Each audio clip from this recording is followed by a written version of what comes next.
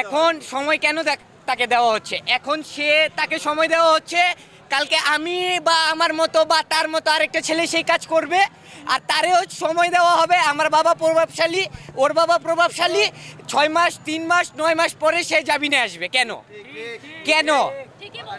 আর আমাদের এই যে মেয়ের সাথে কাজ হয়েছে তার বয়সটা কত? সে ঠিক করে নিজের হাতে ভাত খাইতে পারে না কেন?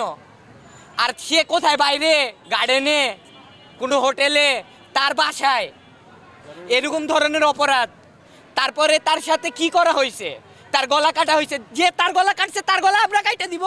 আমাদেরকে যদি না দেন তাই সরকার কাটবে আমাদের সামনে। যতদিন কাটবে না রাস্তা বন্ধ থাকবে।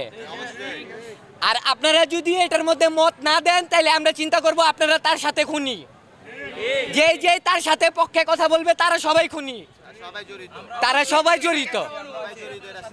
ভাই খালি সাথে থাকলে হবে না ভাই, এটা রিয়েকশন দিতে হবে।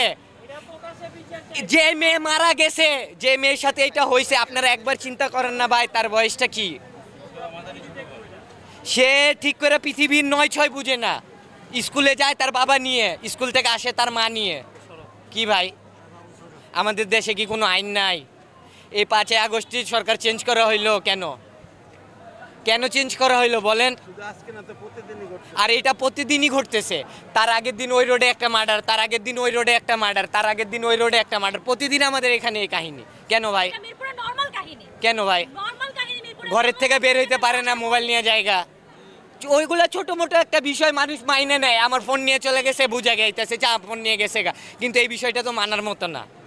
আজকে যদি এই বিষয়টার যদি শক্ত রিয়েকশন না নেওয়া হয়, কালকে তো আবার কেউ এইটা মাইন্ডে থাকবে যে এটা কি হয়। কিছু হয় না, ধরে নিয়ে যায় 2 দিন 4 দিন রিমাইন্ড দেয়, টাকা দেয়, ছেড়ে দেয়। বিষয়টা তো এমনই নাকি ভাই? কেন ভাই?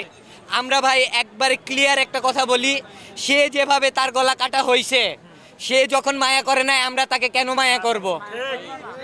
আমরা এমন আইন মানি না যে আমার গলা কাইটা দিবে বা একটা শিশুর গলা কাইটা তার সাথে ধর্ষণ করবে তার উপরে আমরা মায়া দেখাবো, তারে রিমাইন্ড দিব, তারে হেলমেট পরাইয়া, লাইফ জ্যাকেট পরাইয়া আমরা কোর্টে নিয়ে যাব। কেন ভাই?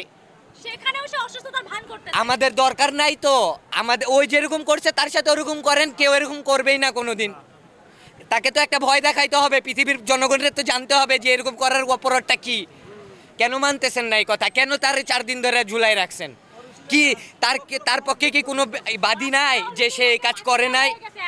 সে তো নিজেই স্বীকার করছে যে আমি করছি। তা কেন এই জিনিসটাকে পেন্ডিং করতেছেন আপনারা? কেন পেন্ডিং করার কারণটা কি? আমরা এই জিনিসটা জানতে চাই যে আসলে পেন্ডিং করার কারণটা কি।